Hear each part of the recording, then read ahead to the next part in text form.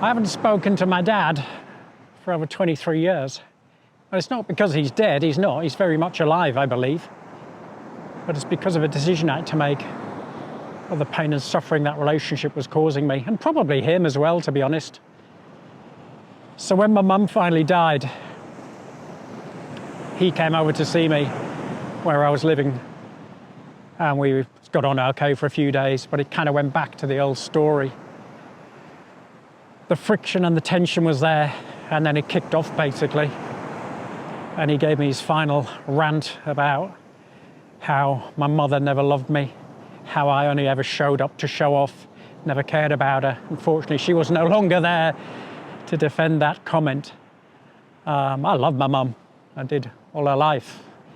And I moved away early on, left home at 16, just because of the way that relationship was with him and my brother. And I used to go back a lot and see them, and it always started all right, but then it always ended in tears at the end. And I just thought, I can't do this anymore, because it's like one of those relationships that you leave and then it slowly gets better over time, and then you go back and it's the same cycle. It just kicks in, and it's just heartbreaking, really. Jules asked me to talk about it and defined it as bullying. I don't know if I can call it that. I think it's just one of those relationships that never worked out for one reason or another. There's been a lot of words said about it, and it doesn't really matter. But when the time came, when he gave me those both barrels about my mum not loving me and me not loving her, I just thought, I can't do this anymore. I thought, you know what, just because you share the same bloodline doesn't give you the excuse to do things like that. It should be the opposite. A real family doesn't do that to one another. But what is a real family?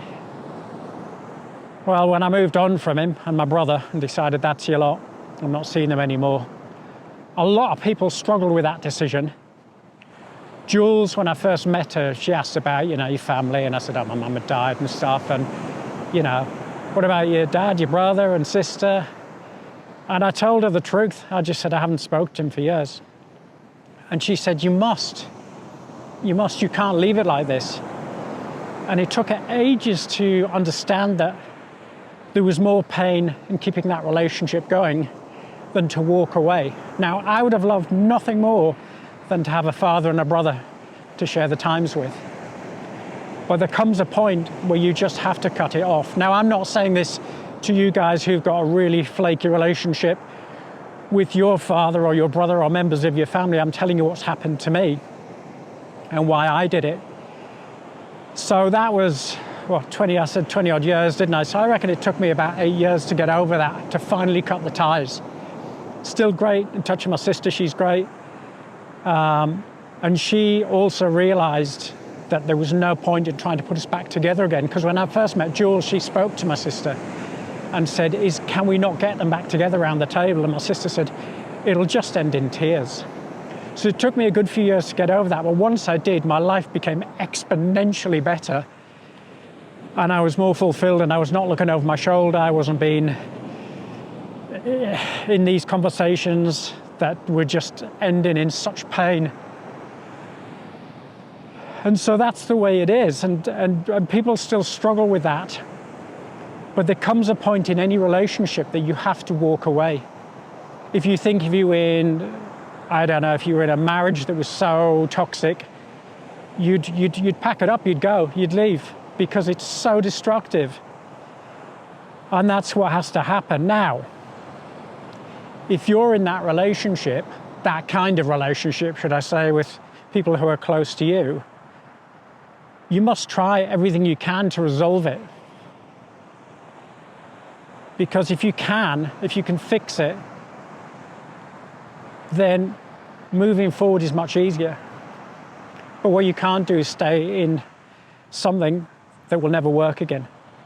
And again, I'm not giving life advice on this, guys. I'm not telling you to do this. I'm just telling you from my experience what happened.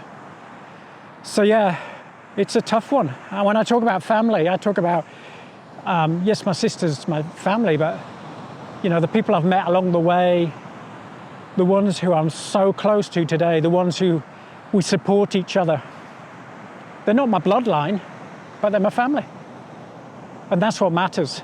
It's finding the people around you who are there for you, who've got your back, who support you, who don't bring you down, and hanging on to that. Because as we get older, as well as Gen X men, it's harder to do that. And I know so many people whose relationships are broken down with their parents.